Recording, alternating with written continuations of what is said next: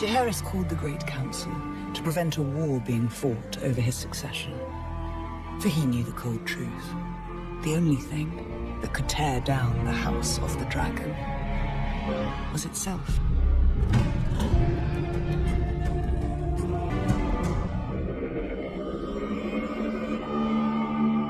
Would you be my done?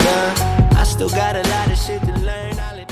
What's going on, everybody? Welcome back to the channel and welcome back to a brand new video. We're going to be talking about my 5 favourite scenes from House of the Dragon episodes 1 to 5. And this week's going to be a special video because we're going to be doing a collaboration with Headless Ned Stark over on his channel. He'll be doing the exact same thing, reviewing 5 episodes, breaking them down from 1 to 5. So be sure after this one to head over there in the link in the description and check out his video. But before we get going, guys, don't forget to like, subscribe, and if you haven't already, hit that notification bell.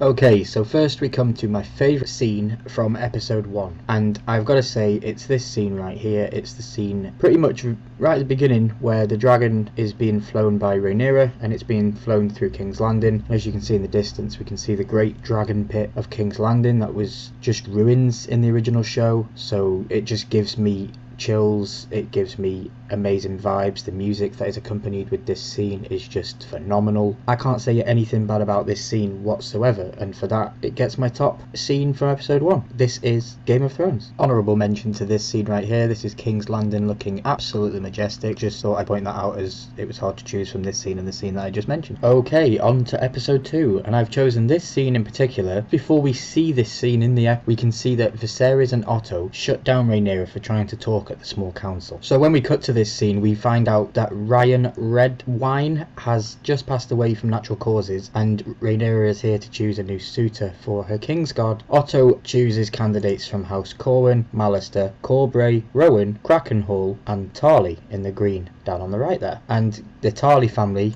they will have been familiar to people watching Game of Thrones because they were Samwell Tarly and Randall Tarly from the original show. That's that family. Each candidate is represented by a carved model on the board, kind of like the small council balls and the little dragon that Viserys plays with when he's in his chambers. This is kind of like her first serious thing that she has to do for the realm, I suppose. Otto says that they should choose the Mallister or Kraken Knight for the Knight's Guard because those houses are more politically, but the Kingsguard aren't meant to be political and unbiased. Simply the best and most honourable knight will do. But when Kingsguards are chosen for political reasons instead, they can make the Kingsguard weaker. By the time of Game of Thrones, most of the Kingsguards aren't even knights. They're corrupt cowards and oathbreakers. I just love this scene a lot because it introduces more families. Now, this story is primarily about the Targaryens, but this scene brings into the fact that there's other families around the immediate area on the map and stuff, and it's not just focused in on one, and it shows you that the land is still vast. So yeah, a little bit of a long-winded explanation into that one, but that's why I chose this scene. Like to give honourable shout out to this scene. Of course, I couldn't speak about episode 2 and not add this scene in. This scene was amazing. I just didn't want to be a little bit predictable because I know everybody likes this scene. Okay, and we come on to episode 3, and I've chosen this scene because this scene was just badass. Now, Daemon decides that he wants to try and play some games with the crab feeder, so he goes basically into enemy territory waving the white flag saying I surrender,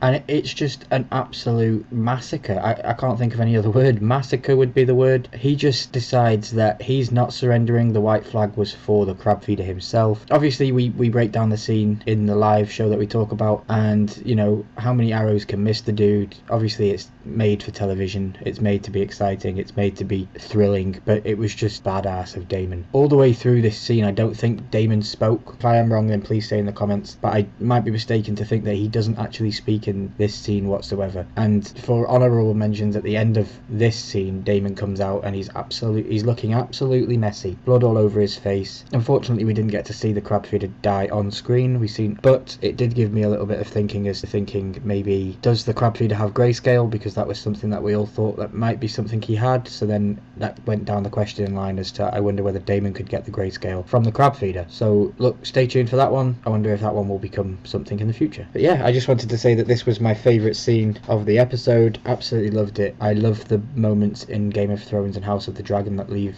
my mouth wide open and my heart beating out of my chest, and this scene definitely gave me that. So well done, HBO. Okay guys, and we're going on to episode 4. If you're still with me and you're enjoying this video, please leave a like on the video and consider commenting down below. What was your favourite scene from the episode 1 to 5 from House of the Dragon so far? Okay, so episode 4, this is my favourite scene. This is the dagger scene. Viserys confronts Rhaenyra, basically tells her the prophecy. He tells her that her personal desires aren't as important as the strength of the Targaryen family, which is a very good line, I think. It shows solidarity as a family, it shows the power, and he tells her this because of Aegon the Conqueror's dream, his prophecy that the Targaryens will one day save the world from the White Walkers. Aegon wrote a message on a Valyrian steel dagger that only appears when it's in fire, and it says, "From my blood comes the prince that was promised, and his will be the song of ice and fire." The prince that was promised, or Azor Ahai, is a prophesied hero, the chosen one, who will lead the war against the White Walkers. In the Game of Thrones show, Melisandre thinks Stannis is the prince that was promised, then she thinks it's Jon, then she thinks it's Daenerys and Jon. They both have a role to play, so then Jon and Daenerys help in the battle, and Arya kills the Night King using Aegon's Valyrian steel dagger, the same dagger that we see in this exact episode, and the same dagger that we've seen throughout this entire series of House of the Dragon. Honourable shout out goes to this scene from episode 4. I genuinely didn't think Viserys had it in him to do what was required to do, but as Rhaenyra said to him, "I'll do the duties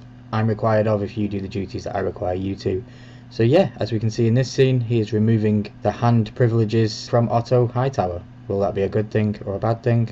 I guess we'll have to wait and see. Okay, and on to the final episode of this 1 to 5 breakdown, episode 5. And this scene has to take it hands down. The green dress says it all. Viserys is trying to speak. Alicent comes in and just decides, "I'm queen. I'm going to be heard without saying a word." It's brilliant how Daemon can command a scene without speaking, and in this exact scene, Alicent demands the room's attention. You even hear in the background somebody say, "Do you know the symbolization of the green dress?" And the poor dude goes, "No, haven't got a clue." And you hear the guy say, well, the green actually stands for the Hightowers family because they are from Old Town, and when the beacon of the Hightower is green, it means that Hightower as a family are at war, and I think that is obvious where that this is going. Green is a Hightower colour. Larys says that the Hightower beacon burns green at times of war, so this is a rallying call for the Hightowers to stand by her. Previously, Alicent wore red Targaryen clothes, so now wearing green sets her apart from and against Rhaenyra. And that is why I chose this scene as my favourite in episode 5, because she finally decides to step up on her own 2 feet and do something. Daddy's no longer here, Daddy's been banished away, she's all alone in the city, and she needs to say, "Hey, I won't be ignored, and don't forget about me." Honourable shout outs goes out to this scene at the very end of episode 5. You can see a rat feeding on the blood of what it looks like to be a Targaryen, but I think that the blood is actually from Joffrey, the knight that is killed in this episode by Sir Criston Cole. But it still symbolises that the rats will feast on the Targaryen blood. So yeah, guys, this has been my breakdown of episode 1 to 5, my favourite 5 scenes, and there's a couple extras thrown in there just because it was really hard to choose from. I would love it all if you guys could go over and support Headless Ned Stark. He is also doing this collaboration with me. I am super hyped to see the scenes that he has chosen and to see if any of them match up to the stuff that I have chosen. But without further ado, guys, I'd like to say thank you all very much for watching this and listening to me talk. If you really did enjoy this video, please consider giving it a like, subscribe if you haven't already, comment down below your favourite scenes of the show so far, and yeah, just, you know, general chit chat down there would be absolutely awesome. Are you enjoying the show? You're not enjoying the show? And have you watched Game of Thrones or not? Cool, guys, don't forget, check out Headless Ned Stark on his channel, links will be down in the description. And yeah, my name's been Ryan, and we'll see you later, guys. Got the mojo deal, we been tripping like the 80s. Pulling out the coupe at the lot.